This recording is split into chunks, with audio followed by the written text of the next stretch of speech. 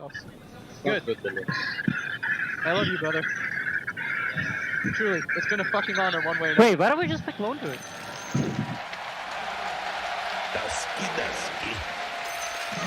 And with that, they signed off, got ready to go into this game immediately into the pause, but you can see that this is a team, both teams, that have just put so much investment into each other as teammates, and it's been paying off.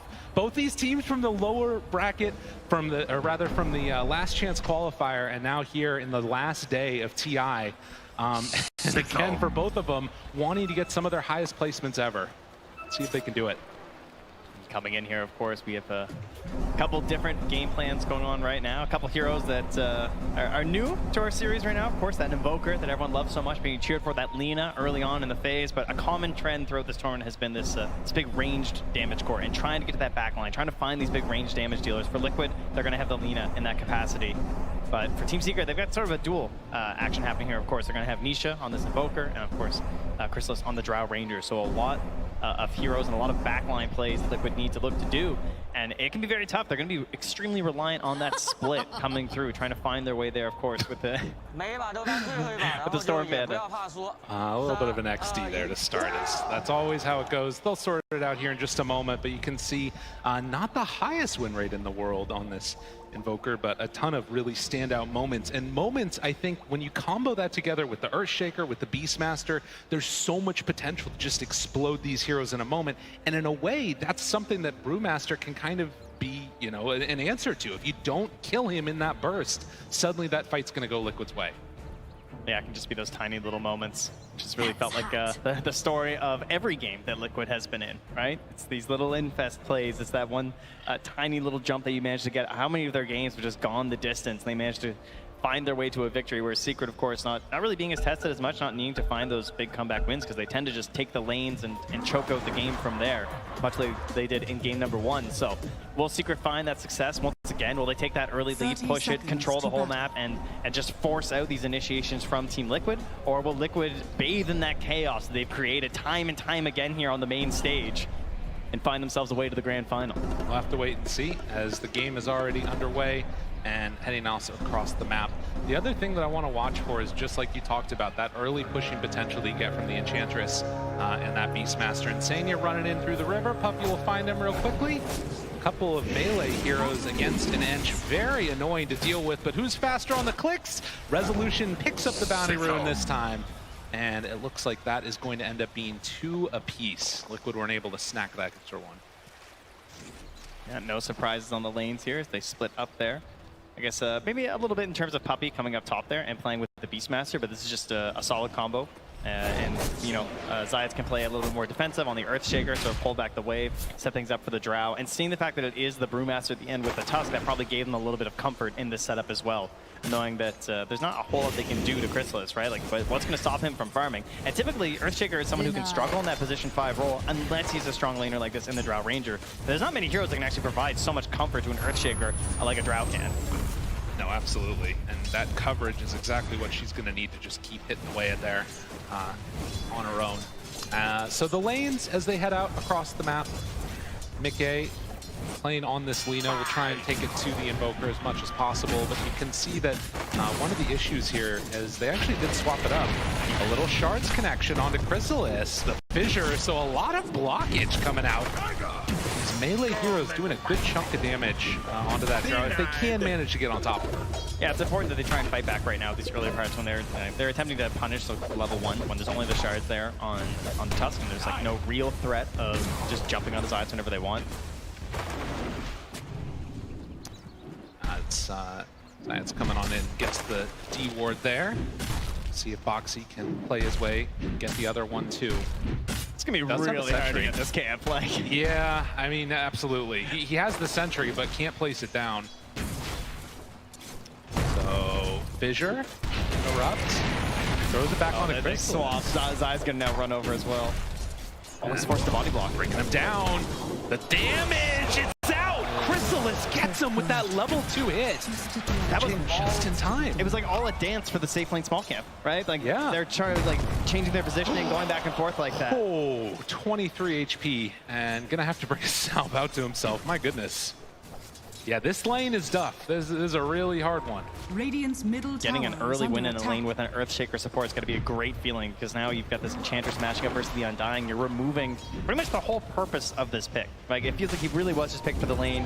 They don't necessarily have like the free Tombstone killers, but they have a lot of great tools versus Tombstones. Obviously, like they end the draft with a Drow, so plenty of ranged heroes. There's the attack speed aura. It shouldn't be a major concern for them. Really, as long as they have the vision, that Tombstone's going down. True.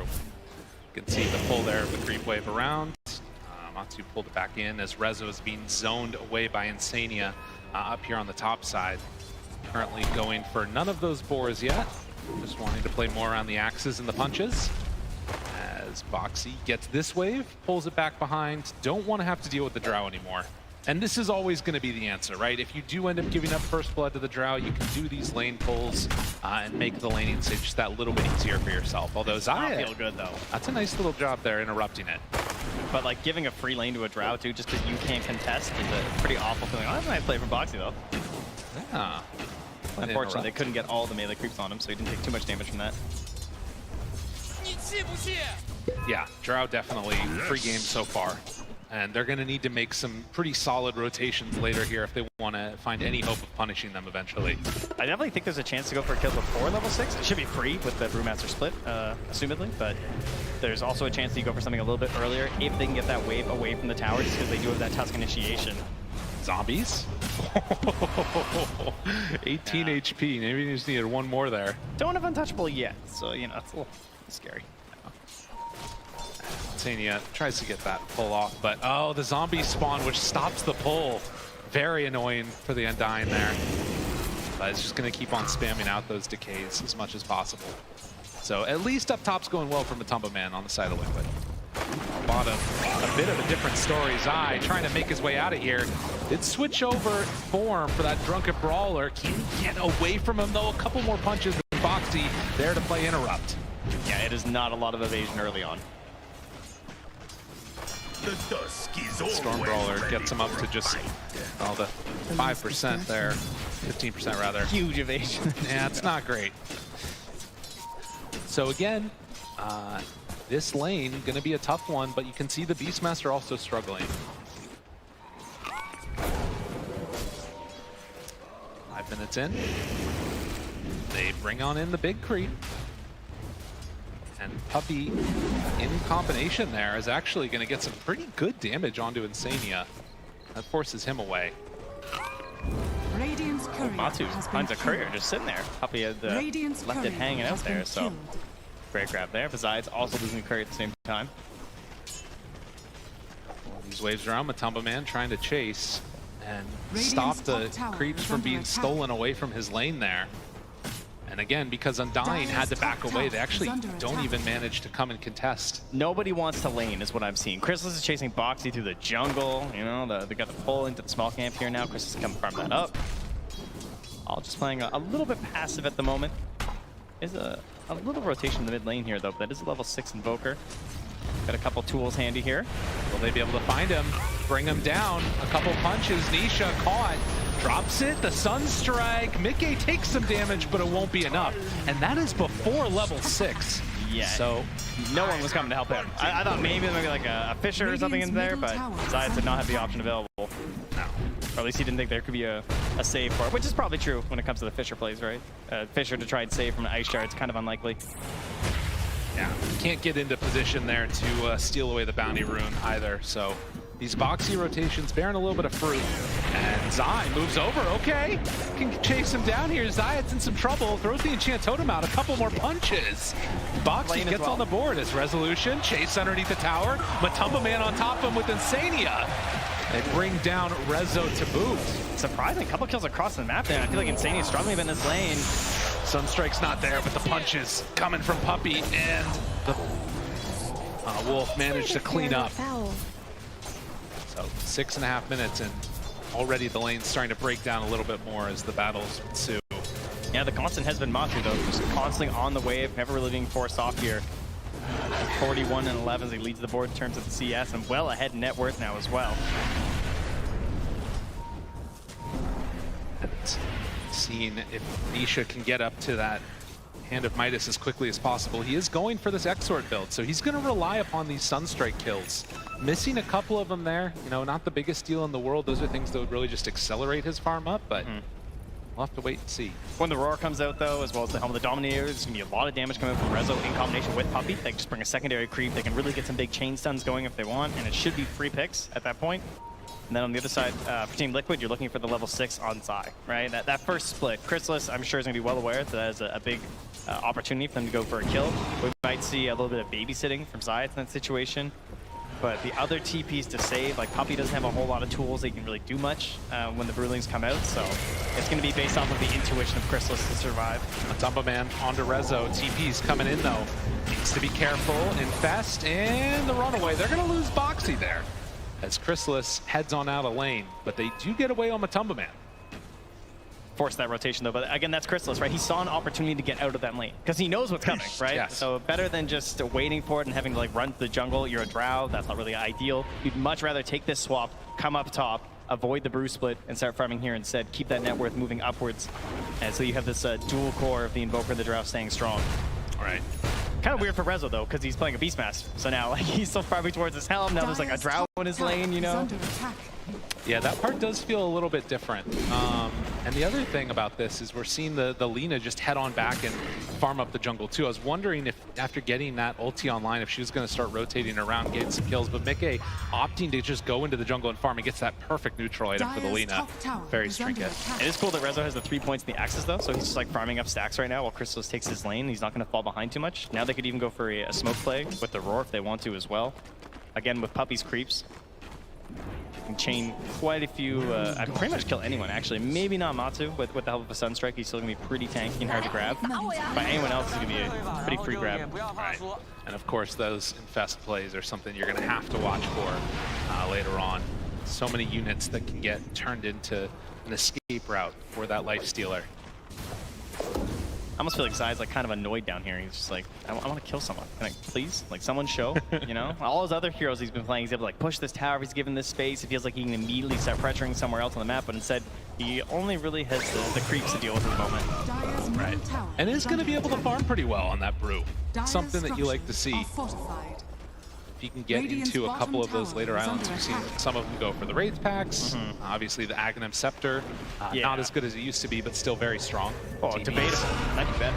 Sania, well, he's dead. Can they find anything after, though? Resolution in some trouble as Boxy moves in, so they use the Roar to kill off the Undying, but they get punished pretty heavily on the other side of that. Yeah, hoping to catch a couple of their core heroes there, obviously. That's why Zai's coming up here to try and get the split off, but not going to find it. And I'll tell you who... What? I mean, he would have taken the Invis rune. You know? All right. Yeah. Lets him know how he feels about That's right. I like how he tips him, too. That's yeah, awesome. That's right. You think I wouldn't?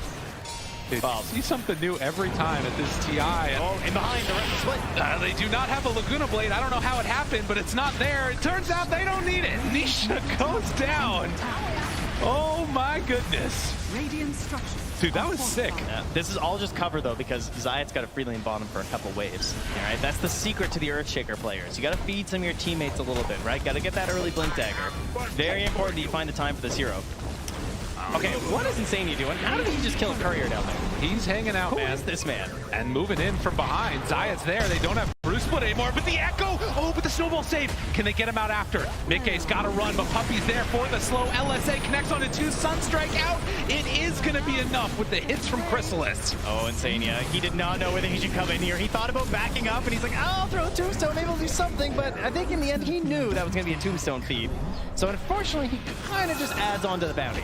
And you can see that after, again, a bit of a slow start to this one, it turns into a bloodbath and some good Cinder Brew damage there out onto Nisha, but they want to try and get some damage onto this tower. The split is down, you know, it's like chum in the water. They know that Zai doesn't have a whole lot he can do in this situation. They smell blood and they go right for that tower.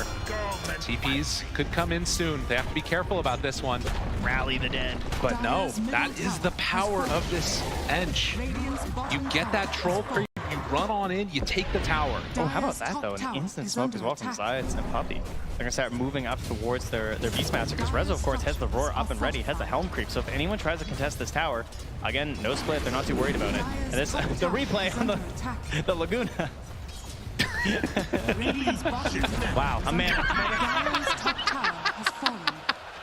Dude, the eyebrow raise is too good. Oh, I love that. Okay.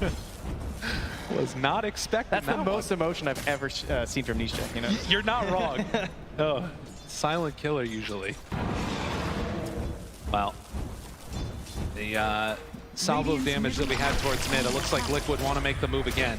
After losing their mid-tier 1 tower, they will head on in and claim one of their own.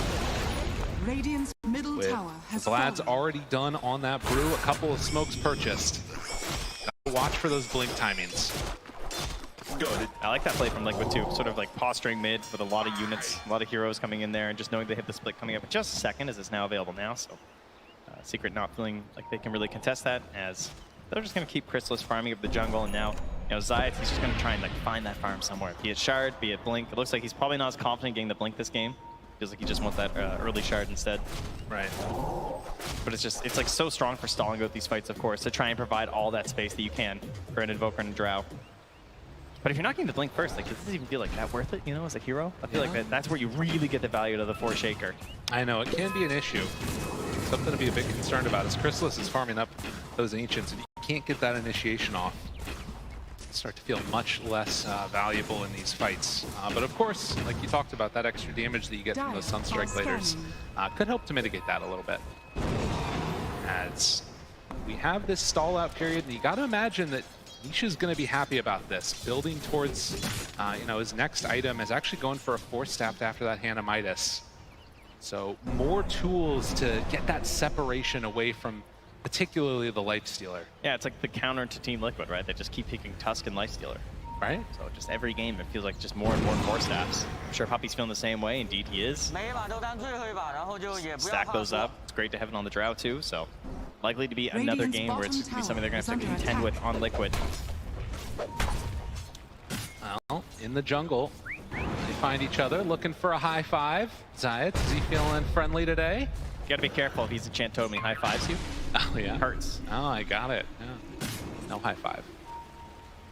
Smoke up from Zai and Boxy. They're hunting to try and find the Beastmaster. Like, can you even kill this right now? Back behind. Oh, I can't get it. Oh, but look. The chase, it's there.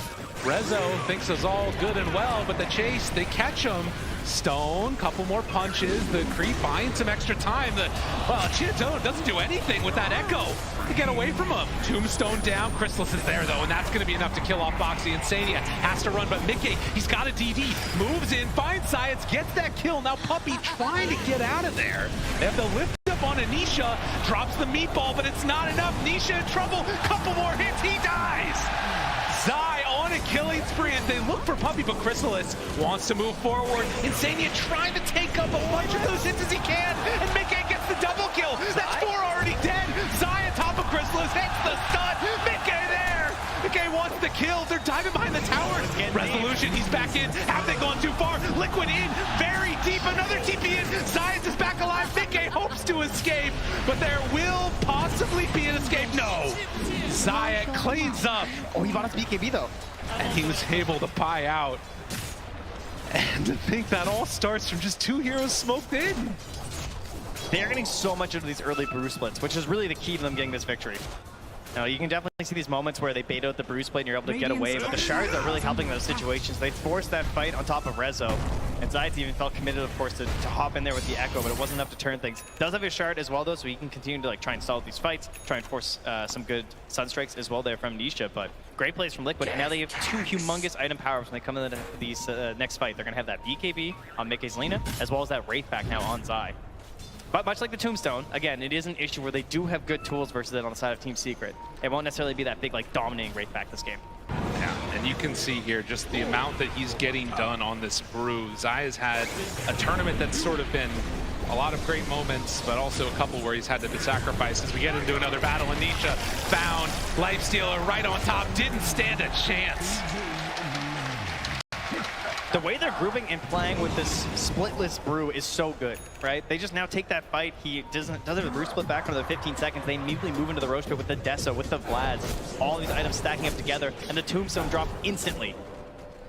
They're into the pit now. Puppy is down bottom, just trying to push these waves out. I don't know if they can come and contest this. They had the vision. They saw it all go down from the side of Team Secret. But with no Blink Dagger, no nothing from Zayats, it's too hard to walk into this pit. They got Hawk in a few seconds here, but no, there's no way they get there in time. They try, but they will not succeed. And Zai now there to slow him down. The enchant to back away. Still have to be careful about running up high ground into no vision. And Insania, he's going to get punished for the hubris. All the soul rips have been pretty incredible from him so far. Maxing that out first, getting lots of saves in these fights, and he'll just go down there as he helps his allies escape. So what do they escape with? They get themselves an Aegis onto their Lina. They still have the split available. So when he's back up on Insania, they can start to move their way onto that Radiant side of the map. And with that death onto Nisha, of course, and he's 0-4-0 on this Invoker. He's got Midas and Force Staff. It's not exactly the dream game for the hero, but his levels are starting to add up. Philly picked up now. You know, you end up in these situations that I was sort of talking about, the mental stability that it feels like this team's been able to keep up there. They're going to have to make another move here from Secret in a little while, see what they can find across the map. They have that shard ready on the Earthshaker, but it does still just feel like they need more time.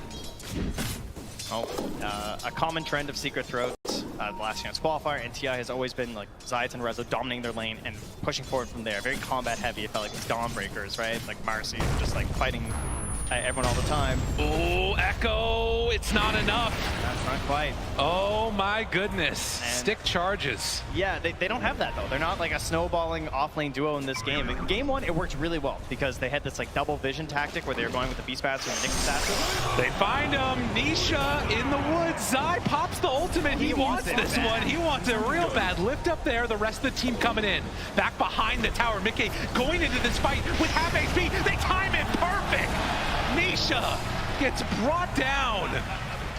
Liquid, they are feeling themselves here.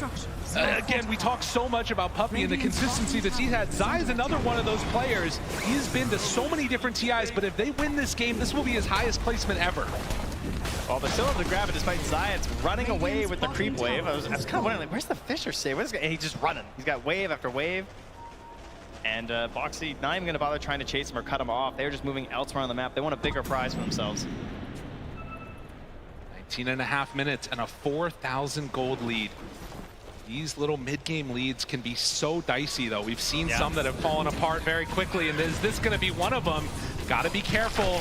Lifestealer inside the open wounds, and Matumba Man going to run away. Resolution just not quite close enough to connect with any roar or anything else. Bit of a bold one there, as there was quite a bit of vision in the area from Team Secret. And Zai, so of course, the long run with the creeps will come to an end here, eventually being caught inside that dire jungle. So, game one, similar situation, Beastmaster, right? They're able to take so much of the map over from the side of Team Secret because of the way he pushed through that top lane, established good vision up top, and they just played around that area. This game, Chrysalis take the top lane instead. Rezo's not able to really like establish that big point, and Liquid just catching all these great fights with the Brewmaster has been so important for them.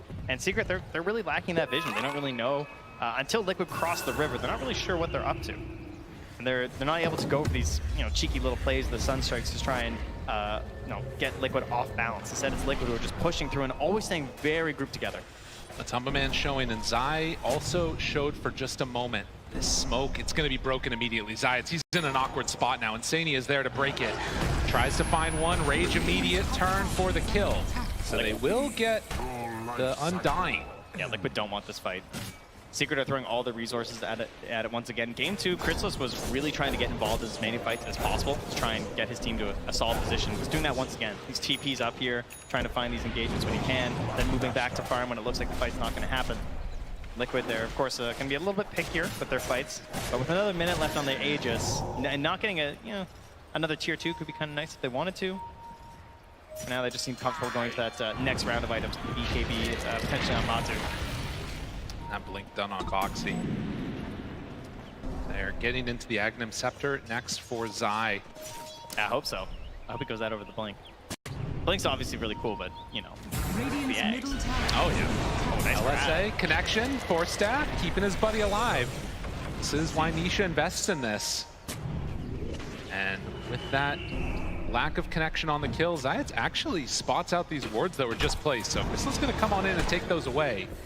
D-ward going on, so all vision gone. So the main benefit of the Aghanims, at least to me, would be Zai having the Wind Panda all the time, right? Like the Wind Ruling, constantly able to go for the Dispel to kill out these summons. Because it's always been like a counterpoint that the Brewmaster has, but it's only during the ulti. Whereas now, when you have this Aghanims, you can actually do it constantly. Walks up the hill. Aegis about to expire. This fight could get a little bit dicey here if they're not careful. Silence out, in trouble, he's gone. Meanwhile, Boxy jumps in, but Man right on top now. Chrysalis, who gets force-sapped off of the cliff. In that separation, LSA spots the ward. They need to take that down, so no more vision. But the stun, the control, it's on to both of them. Nikke gets the BKB off, but Man turns. No infest to get him out, but they find Nisha. Couple more hits. They bring him low, but can they bring him down? No! Nisha, he survives. Insania gone. Secret strike back in the biggest way. Liquid just going a little bit too far there. The Dreams start to a fight as they take down Zai right away. No chance bringing out the ultimate. Despite getting down the Wraith Pack, it didn't reduce enough of that damage. He still falls, and when he doesn't snap buyback, because there's no Aegis, right? Like, there's no big prize to claim here, so they know he doesn't want to buy back into this fight. Even though he could get back there relatively quickly, Liquid keep going. They feel like they have some ability to still take this fight after this death. They were wrong. You know, they don't end up getting like the next big grab. Perfect force stabs, great positioning. Chrysalis to the high ground, back down again. Matu's raised up. He's running around. He can't find anybody. All of those utility spells caught in. Oh, yeah, what's up? That's what he says. Zai wasn't able to make it happen, but still looking solid in this one for Team Secret. After that huge win, you can see now 16-14 on a knife's edge. We talked about how close this game could be, and things start to get a little bit wild when it's an elimination match this close to the Aegis. So AC next on the docket. Zayas was still alive when he was like doing the call-out gestures. It's been his thing so far this tournament. He's the only one I've seen popping up out of his chair. I love to see it. You know, I think that it's a testament to sort of this guy and sort of his background in Dota. He spent so long just hanging out in obscurity, and he'd be a lot of Eastern European tier 2 teams. Techies player Zayas? Right. Like, you mean the Treant Protector player Zayas? The one-trick pony guy? And then suddenly, as we saw in that content piece, you know, he gets the call up, and he is absolutely taken over. And the last bit, Walrus Punch, Man gonna get stunned in the duration of the rage. The roll, the chase, Puppy gone. Meanwhile, Chrysalis on the low ground, but Zayas there again with the stun onto everybody. It's only to disengage though. They gotta run. Secret, trying to get out of there. The BKB, he can't do anything to that one. Chase down, look for more. Rezo in trouble, the lift up. They gotta let him go. They're gonna go for more and more and more. Liquid trying to chase, Rezo gone. And on the back lines, they take down Chrysalis to boot. Liquid and Secret, the push and pull. A tug of war. Looking at my heartstrings a little bit here.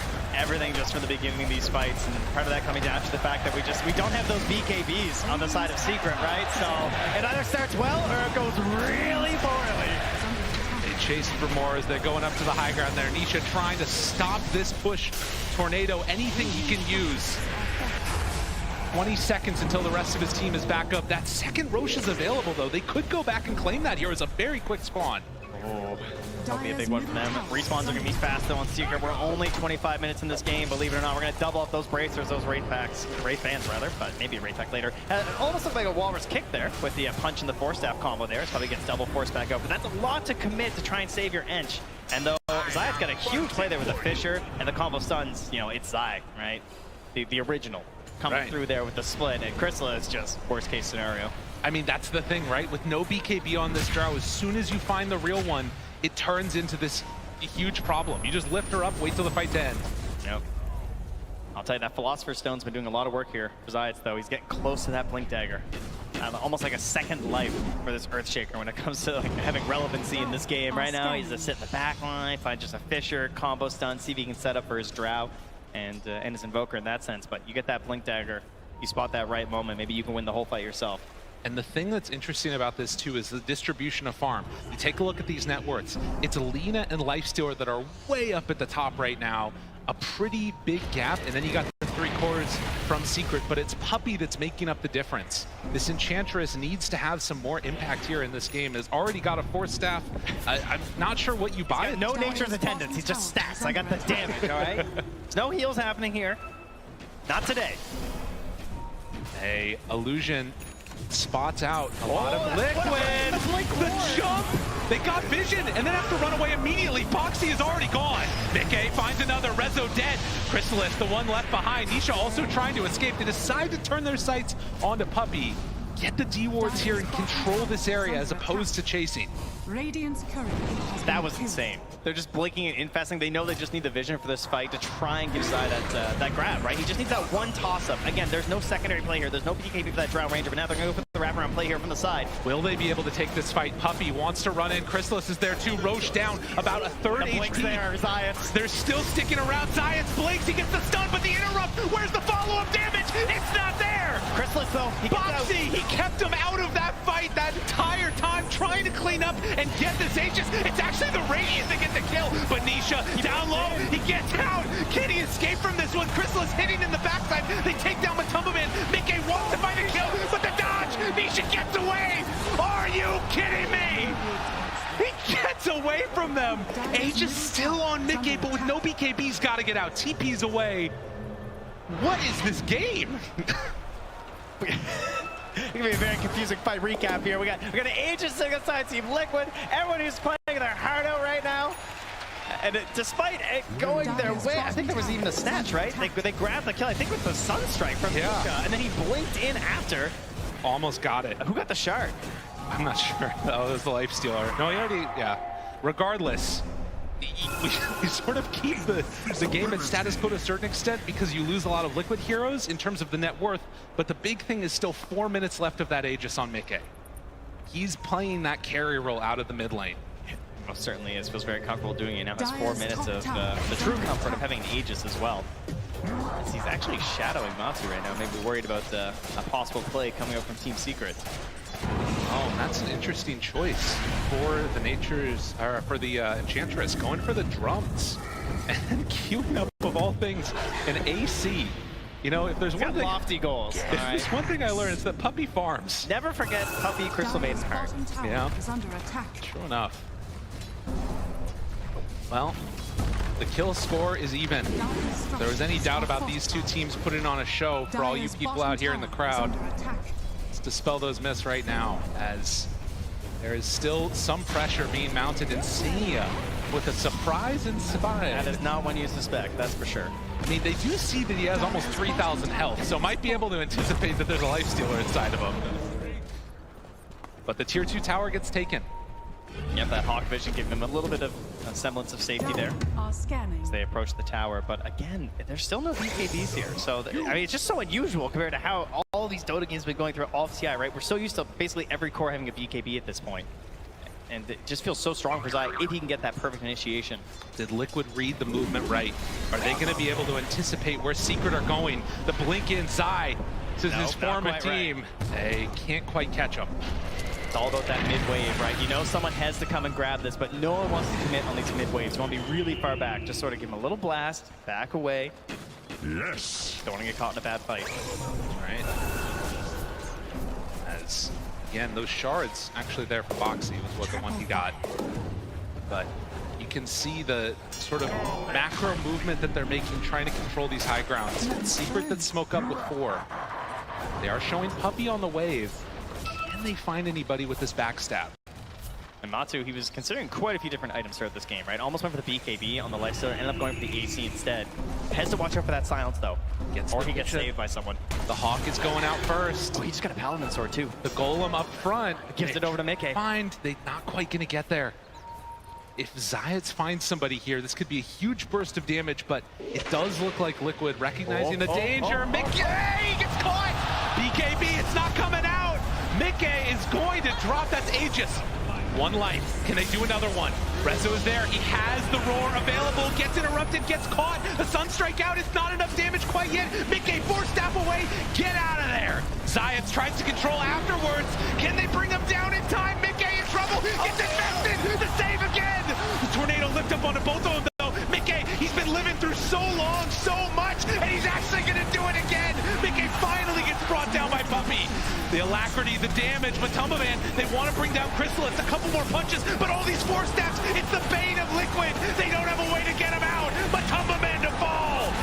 Zai needs to clean up. He's got to get a couple more with Chrysalis. He gets up to the high ground. Insania brought down as well. The little turret that could.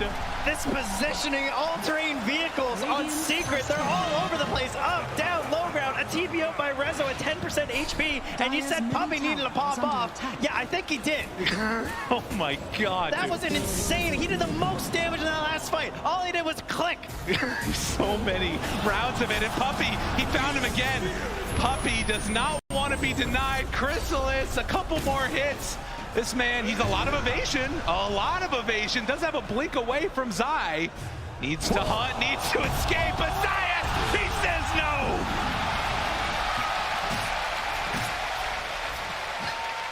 Puppey is taking his fate into his own hands here. He's like, I'm breaking this curse. I'm going all the way. And oh yeah, okay. That is exactly what they needed right there. Dire's top tower Suddenly is this under lead attack. gets bursted open to 7K gold. And you can see all the save Mickey, and it wasn't enough, even through 2 lives. That was only 2 minutes ago. Right? It feels like a lifetime at this point. Obviously, a pivotal turning point for this whole game. Just such a simple thing, too, right? Like catching this Aegis, but it just means that now you're going to get this fight on an even footing for Team Secret, right? Finally finding that moment that they needed. They don't have to play around with this Aegis for the next 4 minutes, chasing them around the map like this. And just so many clutch and tiny moments. And again, it's all about the positioning, right? These 4 staffs, so valuable from Secret. And Rezo at the top of your screen, you can see right now, he actually just barely escaped from Zai being chased down. Oh my goodness. That was so close. And then Puppey, like, you know, you heard Tiger talk about during the draft, right? He's just like, you know, this Ench really doesn't care about Undying. Because as you can see, he's got a whole posse just following around this entire fight, and they don't really do anything. That's right. And as you said, he did the most damage in that fight, Puppey, on the Enchantress. Now, looking at the next couple of minutes here for Liquid after losing that Aegis, I mean, there's still 2 minutes till it's capable of respawning. It's not like they're incapable of fighting, but the fights cannot stop or start with Mickey getting caught. A Puppey AC done. Yeah. All right. Yeah, that was a lofty goal, I believe we once said. Oh my god. He is so far out. Usually you buy AC on your lifesteal, you don't really expect to be countered by the enemy Ench at 34 minutes with the counter AC, but there you are. And the DD, he wants to take it. No, there's no way. There's no way. All right, crowd, settle down. Yeah, all right, relax. All right. We must affect the weapon. All right, so we'll see now. Silver Edge already in hand for the Lina. Some really good vision. Look at that ward there. That one is giving all the info that they need. Matumba Man hit. Can they blow him up? Oh, the reaction gets him out of harm's way just in time. And, well, the roar, the chase needs to get out of there. Save! Boxy, get him out. Can they do it? No! The invest came too late. Mickey can't stop this train either. Disarmed, running away. Nisha there with the ice wall. Tries to shards, but no! Boxy 2 will fall. He hit him with the ice fire bomb. Get the ancient ice shaman in on this. My goodness, Secret. They were kicked out of this last time. They were not able to go all the way to the grand finals. They were so close. He was so close to investing back in the Boxy too. It was just one big crit there from Chrysalis, you know. The item, he gets better rolls than anyone else actually. And he's seeing it right there. Unable to get that save. Liquid have to hold here. And Secret not wanting to give him the time of day. Look at Puppey just punch away the Ench so strong with that growth bow too. Getting buildings, Liquid, they don't have the answers yet. They need the rest of their team to fight this. Dire's middle Watch and wait. Zayas jumps in, the roar, Mickey, they're all in of the snowball to try and turn and try and get away. Still got stacks. It's a little bit out. As the Silver Edge for the break. This tombstone, the zombies slowing him down. Pack 2, the couple more punches, but the control, Zion, he's onto both of them. Mickey, he gets the BKB off. Matumba Man wants to chase Chrysalis. BKB runs out. Zai thinking about still extending this fight. It's too dangerous. So Liquid are gonna have to lick their wounds. Secret content with taking that lane. Yeah, Liquid, a small Pyrrhic victory there, managing to find themselves one BKB charge, taking off the Drow at the very least. But of course, they're going to be hanging out there looking for that Roche, and with a Beastmaster and an Enchantress on your team, you're definitely going to know when it spawns, especially if you just happen to be standing in there. So, probably going to be in the know, and we got ourselves an Aghanims too here. Hello! Hello! Hello! Hello, Zion! Hello! I think that was to the entire Dota 2 community, that hello. as he has been making a name for himself here. And with that, the third Aegis, the Aghanim Scepter on Invoker, suddenly they are well in hand. Secret looking so good. Trying to close this out, 21k gold lead. 37 minutes in right now. They just finish a Hex too. Zayas has so much power right now. This game is going to be so hard for Liquid to pull back at this point. They've got the Wraith Pack, but they find one. Does have the Aeon, needs to pop the ulti if he wants to get out of there.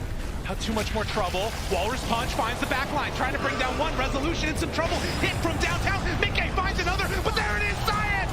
He stops him again. The buybacks come out immediately, but Tumbo Man, nowhere left to go. He's gone for 70. Secret, they see the grand finals in their sights. They want to claim this here now. Put this game to bed. The snowball is in, has to blink out on Boxy. Is there anything they got in control? Zayat's on top. He's been there time and again. Misses the Sunstrike, actually. Just one blinks, though. But the chase is there, and Boxy too will fall. None of these heroes up. Secret wanting to close this game out now. Objective gamers in the top lane, Chrysalis and Puppey. Taking down the buildings. Looking towards tier 4s even. They setting it up. Chrysalis, the alacrity is there. Tier 4 towers starting to drop. Does the dream run end now? Mickey 4-step away, keeping themselves alive. That's Secret. a big jump. They're low on resources on Secret right now. It's deadly. Oh, but look at that damage. This moment when you sense the victory, the Ancients exposed. Do they have enough left in the tank? Liquid, they want to survive, blows up Science, but do they have any more? The Ancient is falling, and with that, Secret are going to eliminate Liquid.